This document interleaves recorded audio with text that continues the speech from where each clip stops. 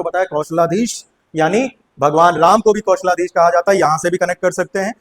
अक्सर बच्चे मुझसे पूछते हैं सर स्टेटमेंट वाले क्वेश्चन में सबसे ज्यादा कंफ्यूजन होता है। ठीक, कोई कंफ्यूजन नहीं है, कॉन्सेप्ट क्लियर है तो क्वेश्चन बन जाए। 4-5-6 दिनों में जब आप प्रश्न करते हैं तो प्रश्न करने के प्रैक्टिस करने के दौरान उसमें आपको क्या करना है।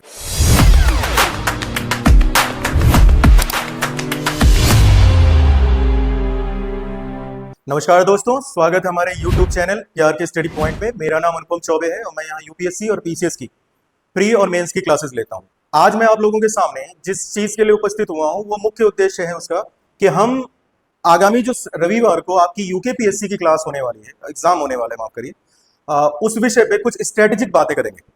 और इस बात को कहने का जो सबसे सिंपल तरीका है वो ये है कि मैं कुछ प्रश्नों को डिस्कस करूंगा और ये बताने का प्रयास करूंगा कि किस तरीके से आप प्रश्नों को सॉल्व करें। और अक्सर इस समय में जब आप एग्जाम देने जाते हैं और हफ्ते 10 दिन का समय रहता है तो आप ये सोचते हैं कि अब इस समय हम क्या करें। कुछ बच्चे कहते हैं रिवीजन करें, कुछ कहते हैं करंट पढ़ें, कुछ कहते हैं स्टेट स्पेशल कुछ पढ़ा जाए, कुछ जीएस की किसी सब्जेक्ट को उठा लेते हैं। लेकिन ज्यादातर जो मैक्सिमम नंबर है वो ये सोचता है कि लास्ट के एक हफ्ते तक या 10 दिन तक हम लोग क्वेश्चन सॉल्व किया जाए। और क्वेश्चन सॉल्व करते हुए क्या मानसिकता होती है और किस तरीके से आप सॉल्व करते हैं उसमें भी हमें कुछ चीजों का ध्यान रखना पड़ता है। और मैं उसी विषय पे आज आपसे बात करने वाला हूं। और मुख्य जो बात करना और जो आज की जो सेशन है हमारा, उसका उद्देश्य आप लोगों को किसी भी हाल में यह बताना नहीं है कि कोई प्रश्न मैं आपको बोर्ड में दे रहा हूं जिसमें मैं डिस्कस करूंगा, उस प्रश्न का उत्तर क्या है। प्रश्न उत्तर आपको पता है क्या है, इसका प्रश्न क्या है, उत्तर क्या है। मैं ये बताने की कोशिश करूंगा कि इस अगले 10 दिनों तक जो भी आप प्रैक्टिस सेट करेंगे, उस प्रैक्टिस सेट के दौरान आप किस तरीके से क्वेश्चन को सॉल्व करेंगे और क्या उसका अप्रोच होगा।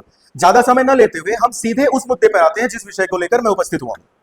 और आगे चल के जो हमारी अन्य वीडियोस आएंगी, उन वीडियोस पे मैं आप लोगों से अलग अलग सब्जेक्ट पे, अलग अलग विषयों पे टॉपिक वाइज चर्चा करता रहूंगा, जो अलग अलग समय पे हम आपको उपलब्ध कराते रहेंगे। सीधे मुद्दे पे आते हैं आज की क्लास, आज के सेशन के लिए, और वो है, देखिए, क्वेश्चंस के थ्रू। ये है पहला क्वेश्चन। मैं आपको यह बताने का प्रयास करूंगा, ध्यान रखेंगे, प्रश्न का उत्तर इंपॉर्टेंट नहीं है, बता दूंगा उत्तर मैं आप लोगों को, लेकिन आप जब प्रैक्टिस करते हैं तो अक्सर क्या करते हैं, आप पूरा क्वेश्चन नहीं पढ़ते, क्वेश्चन पे चिंतन नहीं करते, सीधे प्रश्न पढ़ के उत्तर को ढूंढने की कोशिश करते हैं और उस पर भी ज्यादा सोच करने, सीधे आप जो आंसर दिया रहता है आप उसी को फॉलो करते हैं। लेकिन करना क्या है वो मैं बताता हूं। देखिए, पहला क्वेश्चन है, आर्य। आर्य उस भूमि पर रहते थे जिससे सप्त सिंधु प्रदेश, 7 नदियों की भूमि कहा जाता था। निम्नलिखित में से कौन सा इसका भाग नहीं था। अब सामान्य सा उत्तर है कि जो सप्त सिंधु प्रदेश है, जो नॉर्थ वेस्टर्न एरिया है, वहां पे जो 7 नदियों का समूह है, वहीं आर्यों का स्थान बताया जा रहा है। लेकिन अब आपको क्या करना है, पहली बात आपको याद करना है, आपने हिस्ट्री पढ़ी हुई है, एंशिएंट हिस्ट्री, आपको याद करना है कि ये आर्य शब्द कहां से आया। तो अब आप देखिए कि जब आपसे वैदिक काल के बारे में चर्चा होती है और इंडस वैली सिविलाइजेशन में, तो उसमें एक चीज आपने पढ़ी होगी कि सिंधु सभ्यता के निर्माता कौन थे, या वैदिक सभ्यता के निर्माता कौन थे, या डिस्ट्रॉयर कौन थे। तो उसमें आर्य शब्द आपने पढ़ा होगा। तो यहां रिकॉल करिए कि किसने कहा था कि ये आर्य थे, ठीक, किसने कहा था ये विदेशी थे, ये अपने दिमाग में केवल रिकॉल करिए। उसके बाद सप्त सैंधव प्रदेश। अब आपको पता है सप्त सैंधव प्रदेश में 7 नदियां हैं, ठीक। 7 नदियों में से कौन कौन सी हैं, एक तो वो 5 नदियां हैं पंजाब वाली, जिसमें आप ले लीजिए, 7 का ले लीजिए। आपको ये रिकॉल करना है कि सप्त सैंधव में कौन कौन सी नदियां, सिर्फ ये मत देखिए कि इनमें कौन सा, इसमें तो ऑब्वियस पता है आपको कि इसमें कौन है, शिप्रा नहीं है, ठीक। अब शिप्रा नदी कहां है, पहले यहां पे बात कर लेते हैं। शिप्रा नदी उज्जैन में है, ठीक। और शिप्रा नदी से रिलेटेड और कोई फैक्ट, दूसरा फैक्ट है कि यहीं पर क्या लगता है, कुंभ। अब हम क्या करेंगे, बस यहीं तक रुक जाते हैं। अब आप ये भी रिकॉल करिए कि कुंभ कहां कहां लगता है, यहीं पे आप रिकॉल कर लीजिए कि कुंभ कहां कहां लगता है। महाकुंभ 4 जगह लगते हैं। एक तो उज्जैन हो गया, दूसरा एक हो गया उज्जैन, दूसरा हो गया प्रयाग, तीसरा हो गया हरिद्वार, और चौथा हो गया नासिक, ठीक। अब आपको क्या करना है, अब आप यहीं से ही रिकॉल कर लीजिए कि उज्जैन अभी आपने पढ़ा शिप्रा नदी के तट पे है, ठीक। शिप्रा, प्रयाग यहां संगम है, ठीक, संगम, संगम यानी वही गंगा यमुना और सरस्वती। हरिद्वार गंगा नदी के किनारे, ठीक। और नासिक गोदावरी के किनारे। अब आप देखें, यहां तक आपने कर लिया। क्वेश्चन केवल एक था कि निम्नलिखित में से कौन सिंधु सप्त सिंधु प्रदेश के का भाग नहीं है, ठीक? और हमें पता था शिप्रा नहीं, शिप्रा कहां है? उज्जैन में। लेकिन अब आपसे यहीं से क्या क्या चीजें निकल के आई? एक आया उज्जैन, उज्जैन में कुंभ लगता है, कुंभ 4 जगहों पे लगता है, चारों जगह की नदियां जो चारों स्थान है वो किन नदियों के किनारे? एक ही प्रश्न, अभी अभी ये खत्म नहीं हुआ। अब आप सप्त सिंधु पे आइए। अब आपसे पूछ रहा है कि सप्त सिंधु, ये तो क्लियर हो गया कि सप्त का मतलब 7 है, 7 नदियां। अब वो 7 नदियां भी यही रिकॉल करिए। पहला है व्यास नदी, दूसरा है सतलज, तीसरा है चिनाब, चिनाब। अब आते हैं चौथा, चौथा है सरस्वती नदी, सरस्वती। अब बाकी के 3 यहां से उठा लीजिए, ये हो गया पांचवा, ये हो गया छठा। तो इस तरह से आपने देख लिया कि 7 नदियों को ही क्या कहा जाता है? सप्त सिंधु प्रदेश। खैर वो अलग बात है, आपको पता है कि सरस्वती जो है वो विलुप्त है। अब वैसे इसे और आगे बढ़ाना चाहते हैं तो आप क्या कर सकते हैं? अब इन सब का आप उद्गम स्थल याद कर लीजिए यहीं पे, कि ये नदियां कहां से निकली हैं, ठीक? और कहां पे जाके गिरती हैं। और आगे बढ़ना चाहते हैं तो अब आप देखिए इन नदियों के किनारे कौन से महत्वपूर्ण शहर है। इस तरीके से यदि आप प्रश्नों को करेंगे तो एक ही प्रश्न से आपका एक विषय का एक पूरा टॉपिक कवर हो जाएगा। अब जैसे आपने ये टॉपिक उठाया, ये क्वेश्चन हमने उठाया, और इस क्वेश्चन में हमने केवल नदियों के विषय में इतनी सारी बात कर ली। एक तरह से आप देख लें, नॉर्थ वेस्ट में जितनी भी बड़ी प्रमुख नदियां हैं, उन सभी उत्तर पश्चिमी क्षेत्र में जितनी बड़ी नदियां हैं, उन सभी के बारे में हमने जान लिया। और आगे जाना चाहते हैं, आप देखिए ग्लेशियर वगैरह के बारे में देख लीजिए, किस ग्लेशियर से कौन सी नदी निकल रही है, कहां से जा रही है, कौन से बड़े बांध बने हुए हैं किस नदी पे, वगैरह वगैरह वगैरह। भले ही ये है तरीका आपको प्रश्न करने का, सिर्फ एक प्रश्न का उत्तर नहीं। एक चीज, पहला काम, आप प्रश्न को ध्यान से पढ़िए, एक एक शब्द को ध्यान से समझिए, और फिर उस पर आप क्या करिए, चिंतन करिए कि क्या क्या चीजें आपको इससे रिलेटेड याद है। रेंडमली, कोई जरूरी नहीं है कि आप एक सीक्वेंस में करें, रेंडमली याद जो चीजें हैं वो वहीं पे नोट करिए और उसके बाद करेंगे। मैं आज आप लोगों को 2-3-4 प्रश्नों पे ही बात करूंगा। आगे के क्वेश्चंस में मैं आप लोगों को ये बताऊंगा, क्वेश्चन कुछ सॉल्व करके भी दिखाऊंगा। आज सॉल्व करने से ज्यादा हमारा उद्देश्य ये है कि आप ये जानें कि जब आप प्रश्न करते हैं तो प्रश्न करते हुए आपका क्या उद्देश्य होना चाहिए। चलिए दूसरे प्रश्न पे बात करते हैं, सेकंड क्वेश्चन पे। दूसरा प्रश्न है, भीमबेटका पूरा पाषाण काल का एक प्रसिद्ध स्थल भारत में किस राज्य में स्थित है? सिंपल क्वेश्चन है, कोई खास नहीं है। आपको पता है उत्तर प्रदेश, मध्य प्रदेश, बिहार, राजस्थान। पहली बात, अब आपको क्या करना है, पहले तो उत्तर इसका जान लें आप। उत्तर इसका है मध्य प्रदेश। भीमबेटका जो है वो मध्य प्रदेश में स्थित है। अब आपको क्या जानना है? पहला याद करिए कि ये पूरा पाषाण जो है, यानी भारतीय इतिहास को कितने भागों में बांटा गया है। एक चीज, पूरा पाषाणिक स्थलों को रिमाइंड करिए, रिकॉल करिए कि कौन से पूरा पाषाण स्थल से क्या वस्तुएं या क्या चीजें या क्या एविडेंस, आर्कियोलॉजिकली सही या किसी भी तरीके का कोई एविडेंस मिला हो वो याद करिए। जैसे मैं आपको 2 चीजें भीमबेटका से रिलेटेड बता देता हूं आपको। पहला, भीमबेटका एशिया महाद्वीप में मानव अवशेष, भीमबेटका से ही प्राचीनतम मानव अवशेष का साक्ष्य मिला है।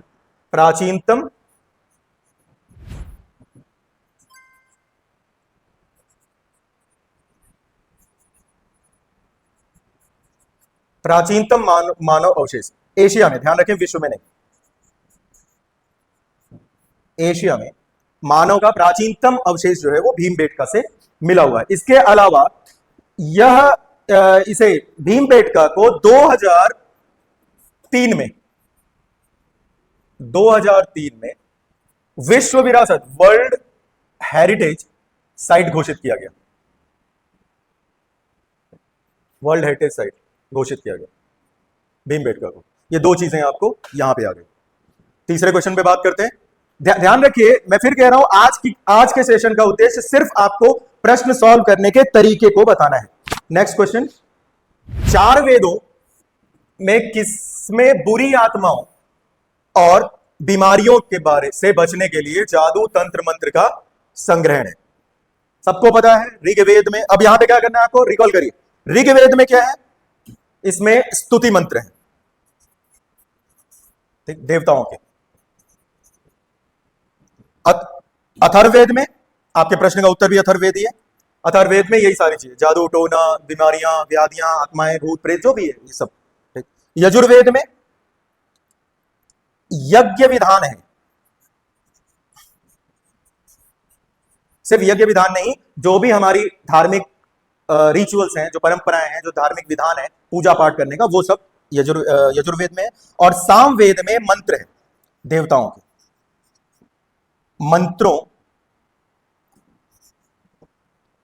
मंत्रों का संग्रहण है। अब दूसरा चीज, अब यहीं पे क्या करना है, ऋग्वेद के पुरोहित कौन है, ऋग्वेद में कितने मंडल हैं, कुछ इंपॉर्टेंट जो फैक्ट्स ऋग्वेद से रिलेटेड है वो याद कर लीजिए। अथर्ववेद में कितने हैं ये याद कर लीजिए, उसके पुरोहित कौन है, वैसे अथर्ववेद से पूछता नहीं। यजुर्वेद में कितना है वो याद कर लीजिए। सामवेद को आपको पता है, ये तो है ही, इसके अलावा भारतीय संगीत का जनक भी माना जाता है। एक प्रश्न से ही आप पूरे उस विषय को ही क्या कर सकते हैं, पूरा रिवीजन कर देते हैं। हर प्रश्न के ऑप्शन में कुछ ऐसी चीजें होती हैं जो उस पूरे विषय को कवर करती हैं। अब आपको यही करना है कि जैसे ही आप करें, आप उस पूरे विषय को, उससे रिलेटेड जैसे ये है, ये प्रश्न आपको वेदों से संबंधित है, तो पूरे चारों वेदों के विषय में विस्तृत जो मनन और चिंतन है, आप इस क्वेश्चन के साथ कर सकते हैं। अगला प्रश्न, निम्नलिखित में से किस धातु का उपयोग हड़प्पा के नगरों में हथियार और औजार के लिए बनाने के लिए किया जाता है। आपको बताया हड़प्पा सभ्यता का एक नाम क्या है, ठीक? इसे कांस्य युगीन सभ्यता भी कहते हैं। और आपको बताया लोहे का ये लोग प्रयोग नहीं करते थे, हड़प्पा के लोग। हमारे पास प्रमाण नहीं है क्योंकि लोहे का प्राचीनतम साक्ष्य हमें 1000 बीसी के आसपास मिला है, 1000 बीसी का, और वो मिला है कहां पे, अंतरजी खेड़ा से, इसलिए लोहा तो नहीं था। आपको पता है ये तांबे के औजार हमें हड़प्पा स्थलों से बहुत मिले, हड़प्पा से मिले, मोहनजोदड़ो से, कालीबंगा से भी मिले हैं, कालीबंगा से भी, राजस्थान की साइड से ज्यादा मिले हैं। इसके अलावा तांबे के बारे में, ये लोग तांबा कहां से प्राप्त करते थे, खेतड़ी की खान से। खेतड़ी खान जो आज भी सबसे शुद्ध तांबे का प्रोडक्शन, तांबे का खनन या तांबा सबसे शुद्ध यहीं से प्राप्त किया जाता है, राजस्थान में है। और यहीं से तांबे से रिलेटेड दूसरा फैक्ट ये है कि यहीं से तांबे का भारत में सबसे अधिक उत्पादन जो है वो मध्य प्रदेश करता है। नेक्स्ट, हड़प्पा सभ्यता की जल निकासी व्यवस्था के संबंध में दिए गए कथनों के आधार पर सही विकल्प का चयन करें। हड़प्पा के अधिकांश शहरों में घरों के बाहर खुली जल निकासी व्यवस्था थी, ठीक, खुली। दूसरा, हड़प्पा सभ्यता जल और अवशिष्ट घरों के बाहर नालियों से निकलकर मुख्य भूमिगत नाली में चला जाया करता था। अब आपको पता है कि इंडस वैली सिविलाइजेशन की सबसे बड़ी, जो सबसे अद्भुत विशेषता थी, वो थी उसकी जल निकासी व्यवस्था, ड्रेनेज सिस्टम। और ड्रेनेज सिस्टम अगर इतनी विकसित और इतनी अद्भुत थी तो ऑब्वियस है खुली नालियां तो नहीं बहा करती थी। तो इसका पहला स्टेटमेंट क्या है, गलत है। और दूसरा क्या है, ऑब्वियस है घर की अवशिष्ट या जल जो है वो घरों के बाहर नालियों से निकलकर मुख्य भूमिगत। वैसे तो इस स्टेटमेंट को ज्यादा अच्छा तरीके से, इसका उत्तर आपको सोचने की जरूरत नहीं है, स्टेटमेंट में छिपा हुआ है। अगर ये स्टेटमेंट सही है तो ये गलत होगा, अगर ये गलत है तो ये सही है। उसका कारण क्या है, यहां बोल रहा है खुली हुई जल निकासी व्यवस्था थी, और यहां लिखा है भूमिगत नाली। दोनों चीजें एक दूसरे के कंट्राडिक्टरी हैं, तो ऑब्वियस है ये स्टेट। और आपको पता है ये एक अद्भुत जल निकासी व्यवस्था वाली सिविलाइजेशन थी, तो निश्चित है खुली तो नहीं होगी। तो इसका मतलब ये, इसका उत्तर सही होगा, कथन 2 केवल सही। ठीक, अक्सर बच्चे मुझसे पूछते हैं सर स्टेटमेंट वाले क्वेश्चन में सबसे ज्यादा कंफ्यूजन होता है। ठीक, कोई कंफ्यूजन नहीं है, कॉन्सेप्ट क्लियर है तो क्वेश्चन बन जाएगा। दूसरी चीज, अगर आपको थोड़ा कंफ्यूजन लगता है स्टेटमेंट वाले क्वेश्चंस में, तो आप एक काम कर सकते हैं, पहले स्टेटमेंट कथन 2 पढ़ें। कथन 2 यदि आप पहले पढ़ते हैं तो वहां से कथन 1 को अच्छे से कोरिलेट किया जा सकता है। जैसे हड़प्पा सभ्यता जल अवशिष्ट घरों के बाहर नालियों से निकलकर मुख्य भूमि के गत यानी अंदर नाली में चला जाता था।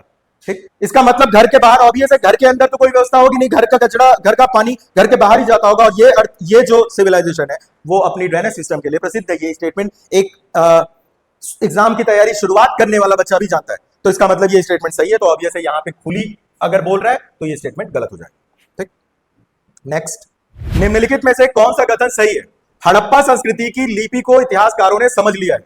आपको पता है हड़प्पा सभ्यता का जो सोर्स ऑफ एविडेंस है जानने का, वो केवल आर्कियोलॉजिकल है, तो ये स्टेटमेंट अपने आप ही क्या हो जाएगा, गलत है। दूसरा, हड़प्पा संस्कृति केवल सिंधु और पंजाब तक विस्तृत थी, गलत है। आपको पता है हड़प्पा सभ्यता जो है वो उत्तर में जम्मू से लेकर यानी मांडा से लेकर दक्षिण में दहमाबाद महाराष्ट्र तक, पश्चिम में सुदका गेंडोर से लेकर पूरब में मेरठ के आलमगीरपुर तक विस्तृत थी। तो इसका मतलब केवल पंजाब या फिर सिंधु वाले क्षेत्र, यानी इनका कहना है कि केवल इसी एरिया में विस्तृत थी, तो इसका ये स्टेटमेंट भी क्या हो जाएगा, गलत हो जाएगा। नेक्स्ट, सिंधु घाटी सभ्यता में अन्नागार केवल हड़प्पा में ही पाए गए हैं। अब क्या होता है, कई एक समस्या का और समाधान यही करते हैं। कई बार क्या होता है कि आप दो स्टेटमेंट में कंफ्यूज हो जाते हैं, आपको लगता है ये वाला सही है, लेकिन जब आप दूसरा पढ़ते हैं, हड़प्पा स्थलों में मिले शवाधानों में मृतकों को आमतौर पर गर्तों में दफनाया जाता था। ठीक, अब यहां आपको ये दोनों स्टेटमेंट सही लग रहा है, लेकिन इसका ऐसे प्रश्नों में क्या करना है, पहले स्टेटमेंट देखें, सिंधु घाटी सभ्यता में अन्नागार जो है वो एक कॉमन चीज है। बड़े बड़े जो भवन मिले हैं इंडस वैली जो साइड से, वो सभी की साम्यता अन्नागार से की जाती है। तो अन्नागार कई स्थलों से मिले हैं, तो इसका मतलब ये स्टेटमेंट गलत है।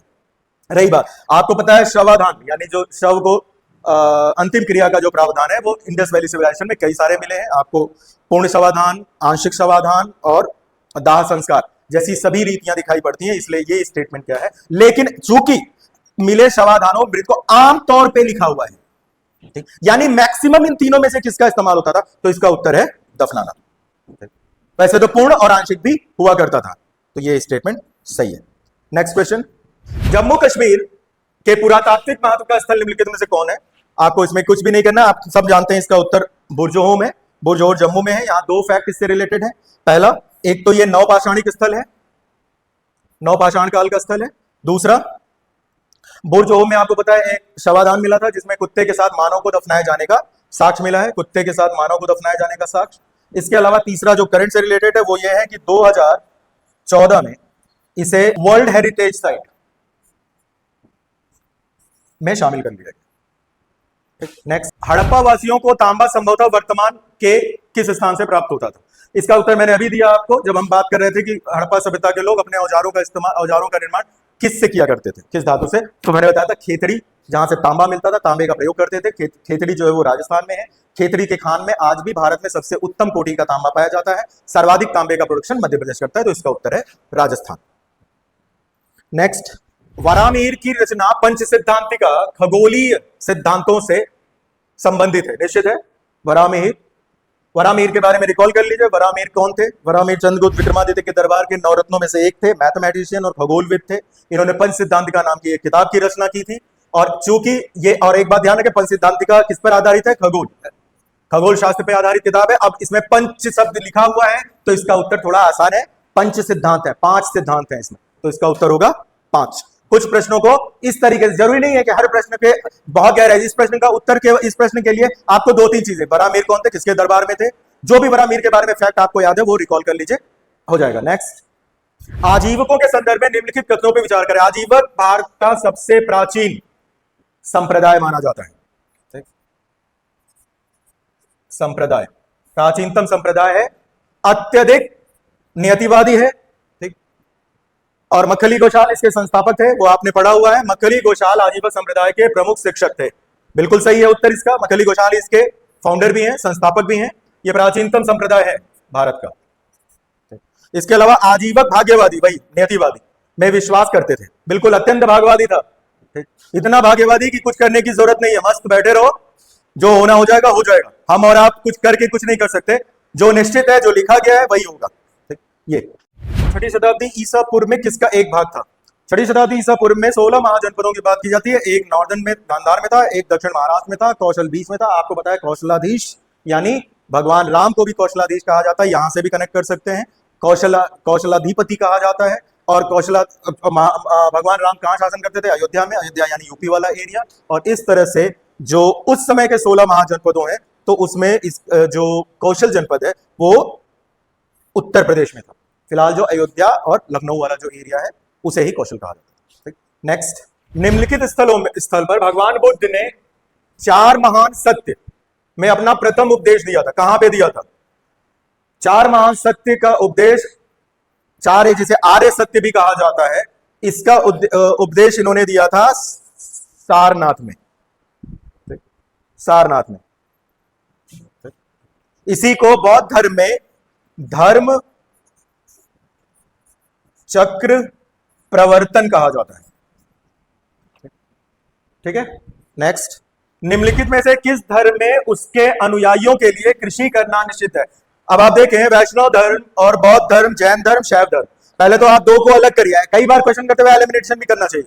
वैष्णव धर्म हिंदू धर्म का भाग है, शैव धर्म हिंदू धर्म का हिस्सा है। हिंदू धर्म में कृषि करना मना नहीं है, आपको पता है कई उपनिषद और हमारे यजुर्वेद में भी कृषि क्रिया के बारे में बात की गई है, कृषि की चारों क्रियाओं के बारे में बात की गई, यानी हिंदू धर्म में तो नहीं। अब प्रश्न होता है जैन और बौद्ध, जैन और बौद्ध धर्मों में ज्यादा प्रैक्टिकल कौन था? बौद्ध धर्म था, इसीलिए बौद्ध धर्म आज भी ठीक ठाक अवस्था में है और अच्छा खासा उसका विस्तार हुआ है। निश्चित है, कृषि न करने का मतलब सीधा सीधा क्या है कि आप आर्थिक रूप से हमेशा पिछड़े रहेंगे, और आज दुनिया की इकोनॉमी जो है वो वर्ल्ड इकोनॉमी में कृषि की महत्वपूर्ण भूमिका है, इसलिए। और जैन धर्म के उस तरीके से विस्तार का, जिस तरीके से बौद्ध धर्म का विस्तार हुआ, न होने के कारण न होने का मुख्य कारण था कि जैन धर्म अत्यधिक रिजिड था अपनी विचारधारा को लेकर। जैन धर्म में कृषि करना प्रतिबंधित किया गया। ठीक है, अगला प्रश्न। कुछ प्रश्नों के उत्तर में, अब आप वैसे जैसा मैंने आपको 2-3 क्वेश्चन में बताया कि क्या क्या चीजें कर सकते हैं, वो अब आपको करना है। अब इसमें बहुत सारी चीजें हैं जो रिकॉल की जाएंगी। एक तो आप पहले निम्नलिखित में से किस धर्म में उसके अनुयायी, चारों के बारे में जो कुछ जानते हैं वो सब यहां पे आप साइड में लिखते चले जाए, वही प्रश्न में जो जिससे आप प्रैक्टिस सेट कर रहे हैं वहीं से। नेक्स्ट, ओके, अगला क्वेश्चन देखते हैं। बौद्ध समुदाय द्वारा मनाया जाने वाला सागा दावा किन 2 महीनों के बीच में? 2 महीनों के बीच में, इसका मतलब ये तो नहीं है कि एक ही दिन आता होगा। ये दरअसल गौतम बुद्ध से संबंधित 3 घटनाओं से जुड़ा हुआ त्योहार है, जिसमें पहला है जन्म, दूसरा है ज्ञान प्राप्ति, और तीसरी घटना है निर्वाण। दरअसल ये 3 घटनाओं के साथ मनाया जाने वाला बौद्ध धर्म का एक त्योहार है, जो कि मई और जून महीनों के बीच में आता है। शिलालेखों के अनुसार पुष्यमित्र सुंग निम्नलिखित में से किस देवता के भक्त थे? इंद्र, शिव, कृष्ण और राम। वैसे पुष्यमित्र के शिलालेखों से हमें यह ज्ञात होता है कि पुष्यमित्र सुंग भगवान कृष्ण का अनुयायी था। इसके बारे में पुष्यमित्र सुंग किस वंश का था, इसने क्या किया, कितने यज्ञ कराए, इसने किसको हरा के शुंग वंश की स्थापना की, वगैरह वगैरह वगैरह, ये सारी चीजें आप प्रश्नों के माध्यम से, अपने अध्ययन के माध्यम से इस अगले 4-5-6 दिनों में इसी तरीके से आपको प्रश्न करना है। आज की क्लास का, आज की सेशन का मुख्य उद्देश्य, आज की वीडियो का मुख्य उद्देश्य केवल यही था कि मैं आपको बताऊं कि अगले 4-5-6 दिनों में जब आप प्रश्न करते हैं तो प्रैक्टिस करने के दौरान उसमें आपको क्या करना है। ज्यादातर बच्चे इसमें टॉपिक वाइज क्वेश्चन उठाते हैं, कंबाइंड क्वेश्चन उठाते हैं। मैं आपको बता, कंबाइंड भी उठाते हैं, कुछ टॉपिक वाइज उठाते हैं, कुछ सब्जेक्ट वाइज उठाते हैं। इस समय सबसे अच्छा तरीका है आप उन प्रश्न पत्रों की प्रैक्टिस करें जिसमें सभी विषयों के बारे में प्रश्न दिए गए हो। और प्रश्न करते भले ही आप दिन में 2 पेपर ही करें, 1 पेपर ही करें, लेकिन उसको ऐसा करें कि पूरा जो भी टॉपिक से रिलेटेड प्रश्न आ रहा है वो आपको रिकॉल हो जाए, आपको याद हो जाए, आपका रिवीजन हो जाए। इसलिए किताबें पढ़ने की बजाय मैक्सिमम टाइम इस समय प्रैक्टिस सेट करना आपके लिए ज्यादा लाभकारी है। आने वाली वीडियोस में मैं आपको पीसीएस से और कंटेम्प्रेरी, अलग अलग फॉरेन पॉलिसी से रिलेटेड या कोई भी ऐसा इशू जो आजकल काफी चर्चा में है, इसके अलावा जो भी आप लोग डिमांड करेंगे किसी टॉपिक का या किसी विषय पे, तो मैं आप लोगों को उस विषय पे बात करूंगा। और जो भी आप लोग की क्वेरी होगी वो आप हमारे YouTube चैनल में दिए गए कमेंट बॉक्स में हमसे पूछेंगे, तो मैं आपका उसका उत्तर देने का प्रयास अपनी वीडियो में जरूर करूंगा। चलिए, अगली बार मिलते हैं फिर एक नए वीडियो के साथ। अभी मैं पीसीएस की एग्जाम से ठीक पहले मैं एक बार फिर आप लोगों के सामने आऊंगा और फाइनल स्ट्रेटजी पे बात करूंगा जल्दी। अगर वीडियो पसंद आई हो आपको तो हमारे चैनल को लाइक और सब्सक्राइब करें। थैंक यू, शुक्रिया।